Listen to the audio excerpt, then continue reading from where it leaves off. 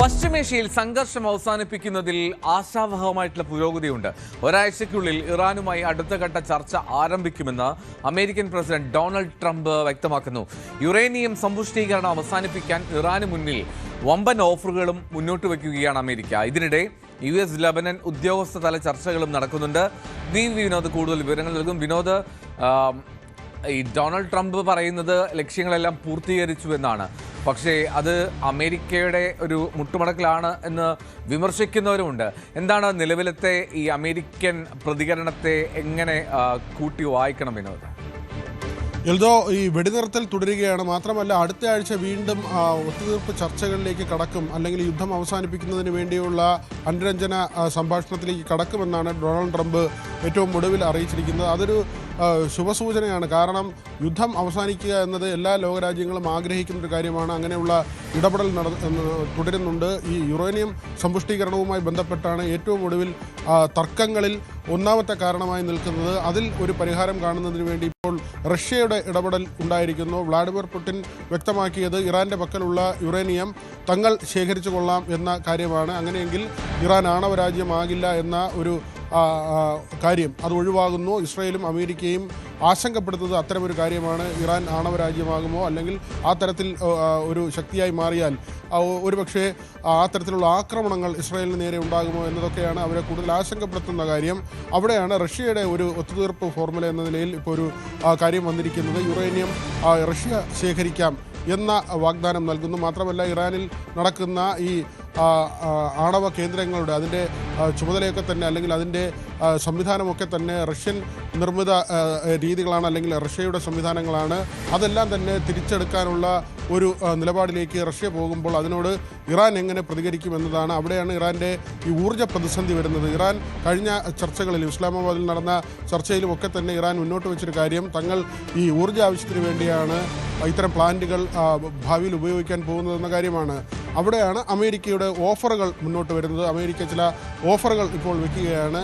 ഈ ഒത്തുതീർപ്പ് ധാരണയിലെത്തിയാൽ, അങ്ങനെ ഒരു സമാധാനത്തിൻ്റെ പാതയിലേക്ക് ഇറാൻ കൂടി എത്തിക്കഴിഞ്ഞാൽ അവർക്ക് വലിയ ആനുകൂല്യങ്ങൾ നൽകുമെന്ന കാര്യം അമേരിക്ക ഉറപ്പ് നൽകുന്നു. പ്രത്യേകിച്ച് അവരുടെ ഈ ഊർജ്ജാവശ്യങ്ങൾ പരിഹരിക്കുന്നതിന്, അല്ലെങ്കിൽ അതിന് വേണ്ട കാര്യങ്ങൾ ചെയ്തു കൊടുക്കുന്നതിന് തങ്ങൾ ബാധ്യസ്ഥരാണ്, അല്ലെങ്കിൽ അങ്ങനെ ആ ഉത്തരവാദിത്വം നിറവേറ്റുമെന്ന കാര്യം US പറയുന്നുണ്ട്. മറ്റൊന്ന്, അവർക്ക് മേൽ ഇതുവരെ ഏർപ്പെടുത്തിയിട്ടുള്ള ഉപരോധങ്ങളാണ്. ഏതാണ്ട് 11 ലക്ഷം കോടിയുടെ ആസ്തികളാണ് ഇങ്ങനെ നിശ്ചലമായി കിടക്കുന്നത്, അല്ലെങ്കിൽ അവർക്ക് കൈകാര്യം ചെയ്യാൻ പറ്റാതെ ഇസ്രായേലിൻ്റെ ആസ്തി ഇങ്ങനെ ഫ്രീസായി നിൽക്കുന്നത്. ഇത് വിട്ടുകൊടുക്കുന്ന അടക്കമുള്ള കാര്യങ്ങൾ, ഇസ്രായേലിൻ്റെ പുനർനിർമ്മാണം, ഹോർമൂസ് വഴിയുള്ള ഈ കപ്പൽ ഗതാഗതം, മാത്രമല്ല പല രാജ്യങ്ങൾക്കും ഇറാനിൽ നിന്ന് എണ്ണ ഇറക്കുമതി ചെയ്യുന്നതിന് അമേരിക്ക ഉപരോധം ഏർപ്പെടുത്തിയിട്ടുണ്ട്. ഇതിലെല്ലാം തന്നെ ഇളവ് നൽകുന്ന കാര്യം അമേരിക്ക ആലോചിക്കും. ആ തരത്തിൽ വലിയ ഒരു ഓഫർ, കാരണം ഭാവിയിൽ ഇറാന് സാമ്പത്തികമായി വലിയ തോതിൽ ഉയരാൻ കഴിയുന്ന തരത്തിലേക്ക് ഉള്ള ഒരു സാഹചര്യം ഒരുക്കാമെന്ന ഉറപ്പാണ് അമേരിക്ക മുന്നോട്ട് വയ്ക്കുന്നത്. ഇതിനോട് എങ്ങനെ ഇറാൻ പ്രതികരിക്കും എന്നത് വളരെ പ്രധാനപ്പെട്ട കാര്യമാണ്. കാരണം അരഗാച്ചി, അവരുടെ വിദേശകാര്യമന്ത്രി, ഇസ്ലാമാബാദിൽ നടന്ന ചർച്ചയിൽ ആദ്യത്തെ അദ്ദേഹത്തിൻ്റെ വാക്കായി തന്നെ പറഞ്ഞത് എങ്ങനെ നിങ്ങളെ വിശ്വസിക്കുമെന്ന ഒരു ചോദ്യമാണ്. ഇപ്പോൾ JD വാൻസിൻ്റെ ഒരു പ്രതികരണവും ഉണ്ടായിരിക്കുന്നത് അങ്ങനെ തന്നെയാണ്. ദീർഘകാലമായുള്ള ഒരു അവിശ്വാസമാണ്. അത് പെട്ടെന്ന് തന്നെ ഒരു സ്വിച്ചിടും പോലെ അവസാനിക്കുന്നൊരു കാര്യമല്ല. അത് ചർച്ചകളിലൂടെ, ഉറപ്പുകളിലൂടെ, എഗ്രിമെൻറ്റുകളിലൂടെ മാത്രമേ അത്തരമൊരു വിശ്വാസം ഇരു രാജ്യങ്ങൾക്കും ഉണ്ടാകൂ. അതുകൊണ്ട് ചർച്ചകൾ തുടരേണ്ട ആവശ്യകതയുണ്ട്. കഴിഞ്ഞ ദിവസം നരേന്ദ്രമോദിയും ട്രംപുമായി ടെലിഫോണിൽ ചർച്ച നടത്തിയിരുന്നു. 45 മിനിറ്റാണ് ഈ ചർച്ച നീണ്ടത്. മോഡി തന്നെ ഈ കാര്യം പിന്നീട് എക്സിലൂടെ വെളിപ്പെടുത്തുകയും ചെയ്തു. അദ്ദേഹം പറഞ്ഞത് ട്രംപിനെ സംബന്ധിച്ച് ഇന്ത്യക്കാർക്ക് വളരെ ഇഷ്ടമുള്ള ഒരു നേതാവാണ്. മാത്രമല്ല ഈ യുദ്ധം അവസാനിപ്പിക്കണം, ലോകത്ത് സമാധാനം പുലരണം, മറ്റ് ഭീഷണികൾ അത് ഒഴിവാക്കുന്നതിന് ഇന്ത്യ കൂടി അമേരിക്കയ്ക്കൊപ്പം നിൽക്കും എന്ന കാര്യമൊക്കെ ഒരു ഉറപ്പായി നൽകുകയും, ആ തരത്തിൽ അമേരിക്കൻ പ്രസിഡന്റിൻ്റെ ഭാഗത്തു നിന്നും അങ്ങനെ ഒരു സംഭാഷണം തന്നെയാണ് ഉണ്ടായത്. ഇപ്പോൾ റഷ്യയുടെ ഇടപെടൽ ഉണ്ടാകുന്നു. മറ്റ് രാജ്യങ്ങൾ, യൂറോപ്യൻ രാജ്യങ്ങളൊക്കെ തന്നെ ഈ യുദ്ധം അവസാനിപ്പിക്കണമെന്ന ആവശ്യവുമായി മുന്നോട്ട് വന്നിരിക്കുകയാണ്. ഇവിടെ മറ്റൊരു തടസ്സം നിൽക്കുന്നത് ഇസ്രായേലിൻ്റെ നിലപാടാണ്. ഇസ്രായേൽ ഇതുവരെ ഈ യുദ്ധം അവസാനിപ്പിക്കുന്നതുമായി ബന്ധപ്പെട്ട കാര്യത്തിൽ അനുകൂലമായൊരു തീരുമാനമെടുത്തിട്ടില്ല എന്ന് മാത്രമല്ല, ലബനനിലേക്ക് വീണ്ടും ആക്രമണം നടത്തുകയാണ്. കഴിഞ്ഞ ദിവസവും ലബനനിലേക്ക് ആക്രമണം ഉണ്ടായി. നെതന്യാഹു ഇതുവരെ മനസ്സ് തുറന്നിട്ടില്ല. അദ്ദേഹം ഒരു തരത്തിലും ഈ യുദ്ധം അവസാനിപ്പിക്കുന്ന കാര്യങ്ങളോട് യോജിക്കുമെന്ന് കരുതുക വയ്യ. പക്ഷേ അമേരിക്കൻ ജനത ഇതിപ്പോൾ വലിയൊരു ബാധ്യത എന്ന് തന്നെയാണ് കാണുന്നത്. കാരണം ഇസ്രായേലിനെ സഹായിക്കാൻ ചാടിപ്പുറപ്പെട്ട് അമേരിക്ക വലിയ കടക്കണിയിലേക്ക് പോകുന്ന ഒരു സാഹചര്യം, അല്ലെങ്കിൽ വലിയ സാമ്പത്തിക ബാധ്യതയിലേക്ക് പോകുന്ന ഒരു സാഹചര്യമുണ്ടാകും. UN-ന്റെ ഏറ്റവും പുതിയ റിപ്പോർട്ട് വന്നിരിക്കുന്ന ഈ യുദ്ധവുമായി ബന്ധപ്പെട്ട് 2.5 ദശലക്ഷം ആളുകൾ കൊടും ദാരിദ്ര്യത്തിലേക്ക് പോകാനുള്ള സാധ്യതയുണ്ട്. ഈ യുദ്ധം തുടർന്നാൽ ലോകത്താകമാനമുള്ള ജനങ്ങളിൽ ആദ്യഘട്ടം എന്ന നിലയിൽ, അല്ലെങ്കിൽ ഈ പ്രതിസന്ധി വലിയ തോതിൽ ബാധിക്കുന്ന ആളുകൾ എന്ന നിലയിൽ ഏതാണ്ട് 2.5 ദശലക്ഷം ആളുകൾ വലിയ പട്ടിണിയിലേക്കും ദാരിദ്ര്യത്തിലേക്കും പോകാനുള്ള സാധ്യതയുണ്ടെന്ന് UN റിപ്പോർട്ട് വരുന്നു. ഈ ഒരു സാഹചര്യത്തിലാണ് ഇപ്പോഴത്തെ ചർച്ചകൾ ഒരു ആശാവഹമാകുന്നത്. പാകിസ്ഥാൻ്റെ ചില നിർദ്ദേശങ്ങൾ കൂടി വന്നിട്ടുണ്ട്. ഈ വെടിനിർത്തൽ തുടരണം എന്ന കാര്യമാണ്. കാരണം ഇനിയും ചർച്ചകൾക്ക് സാധ്യതയുണ്ട്, ചർച്ചകൾക്ക് വേദികളുണ്ട്. ഒരു കാര്യം കൂടി, ഈ ഹോർമുസിൽ അവിടെ അമേരിക്കയുടെ ബ്ലോക്ക് ഉണ്ട് എന്ന് പറയുന്നു. പക്ഷേ ഇപ്പോൾ ഇറാന്റെ പരിഹാസം, ഒരു കപ്പലല്ല 5 കപ്പലുകളാണ് അവിടെ ഇറാൻ്റേതായി, അല്ലെങ്കിൽ ഇറാൻ്റെ സൗഹൃദമുള്ള കപ്പലുകൾ കടന്നുപോയത് എന്നുള്ളതാണ്. മാത്രമല്ല ചൈനയുടെ കപ്പലും ഹോർമുസ് വഴി കടന്നു എന്നൊക്കെ പറയും. അപ്പോൾ ഈ അമേരിക്കയുടെ നിയന്ത്രണത്തിലേക്ക് കാര്യങ്ങൾ എത്തിയെന്നൊക്കെ പറയുന്നത് വെറുതെയാണ്. എൽദോ, ഇതിൽ ഇപ്പോൾ ഇന്ത്യയുടെ കാര്യമെടുക്കാം. ഇന്ത്യയുടെ കപ്പലുകൾ വന്നാൽ തടയില്ലെന്ന് ഇറാനും അമേരിക്കയും ഒരുപോലെ വ്യക്തമാക്കുന്നുണ്ട്. കാരണം ഇന്ത്യയുമായി ഇരു രാജ്യങ്ങളും സൗഹൃദത്തിലാണ്. അതുപോലെ തന്നെയാണ് പാകിസ്ഥാൻ്റെ കാര്യത്തിൽ, മറ്റ് പല രാജ്യങ്ങളുടെയും കാര്യത്തിൽ. ചൈനയുടെ കാര്യത്തിൽ മാത്രമാണ് വ്യത്യസ്തമായൊരു നിലയുള്ളത്. കഴിഞ്ഞ ദിവസം ചൈനയുടെ ഒരു കപ്പൽ ഹോർമുസ് കടന്നു പോയിരുന്നു. പിന്നീട് 2 കപ്പലുകളെ തടയുന്ന സാഹചര്യമുണ്ടായി. അതിന് പിന്നാലെ ചൈനയുടെ ഒരു വിശദീകരണം കൂടി വന്നിരുന്നു. ഇത് നിരുത്തരവാദപരമായ ഒരു സമീപനമാണ്, അപകടകരമായ സമീപനമാണ് ഉണ്ടാകുന്നത്. അത് അമേരിക്കയ്ക്ക് നേരെയുള്ള ഒരു മുന്നറിയിപ്പാണ്. അമേരിക്കൻ സേനയാണ് ചൈനീസ് കപ്പലുകളെ തടഞ്ഞത്, അവിടെ ഒരു ഉപരോധം തീർത്തത്. അതുകൊണ്ട് തന്നെ അമേരിക്കയ്ക്കെതിരെ ചൈന രംഗത്ത് വരുന്നൊരു സാഹചര്യം ഉണ്ടായിരുന്നു. പക്ഷേ അതെല്ലാം തന്നെ താൽക്കാലികമാണ്.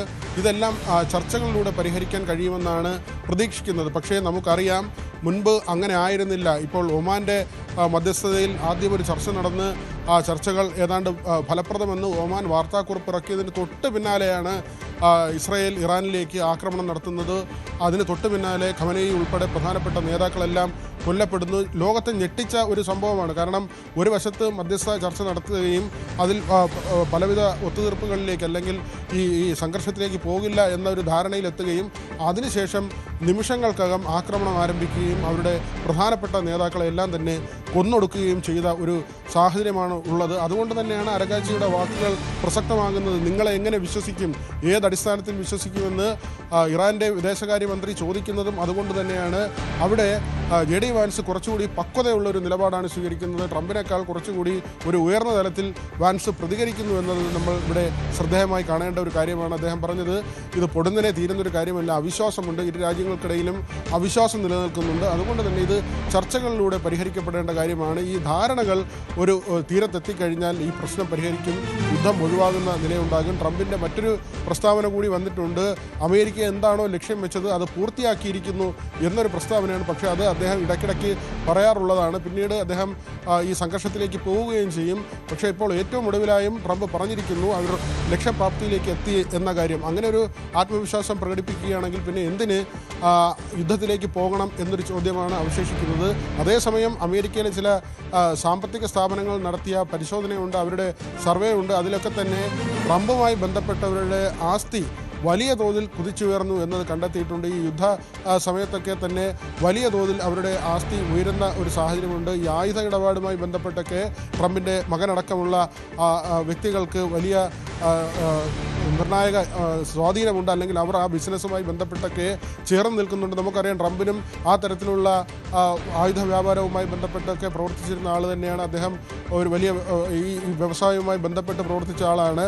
ഈ യുദ്ധം ആർക്കൊക്കെയാണ് ഗുണമുണ്ടാക്കുന്നത് എന്നത് ആ വശത്തു കൂടി നമ്മളൊന്ന് ചിന്തിക്കേണ്ടിയിരിക്കുന്നു. ആർക്ക് അത് മെച്ചമുണ്ടാക്കും? മാർപ്പാപ്പ ഉൾപ്പെടെയുള്ളവർ ഈ യുദ്ധത്തിനെതിരെ രംഗത്ത് വന്നു. മാർപ്പാപ്പയെ തന്നെ വിമർശിക്കുന്ന നിലയിലേക്ക് ട്രംപ് മാറുകയും ചെയ്തിരുന്നു. ഏതായിരുന്നാലും ഇപ്പോൾ ഒരു ആശാവഹമായ സാഹചര്യം ഉരുത്തിരിഞ്ഞിട്ടുണ്ട്. ചർച്ചകളിലൂടെ ഒരുപക്ഷെ ഈ പ്രശ്നങ്ങൾ പരിഹരിക്കപ്പെട്ടേക്കാം. ഉടൻ തന്നെ ആ ചർച്ചകൾ ആശാവഹമായ രീതിയിൽ തന്നെ പുരോഗമിക്കുമെന്ന് പ്രതീക്ഷിക്കുകയും ചെയ്യാം. വി വിനോദാണ് വിവരങ്ങൾ നൽകിയത്. എന്തായാലും ഇസ്ലാമാബാദിലേക്ക് തന്നെ വീണ്ടും അമേരിക്കൻ സംഘം എത്തുമെന്നാണ് കരുതേണ്ടത്. പക്ഷേ ഇതിനിടയിലും American vice president JD Vance പറഞ്ഞത് ഒറ്റ രാത്രി കൊണ്ട് അവസാനിപ്പിക്കാൻ കഴിയുന്നതല്ല എന്നുള്ളതാണ് കേട്ടോ. എന്തായാലും നമുക്ക് പ്രതീക്ഷയോടെ കാത്തിരിക്കാം.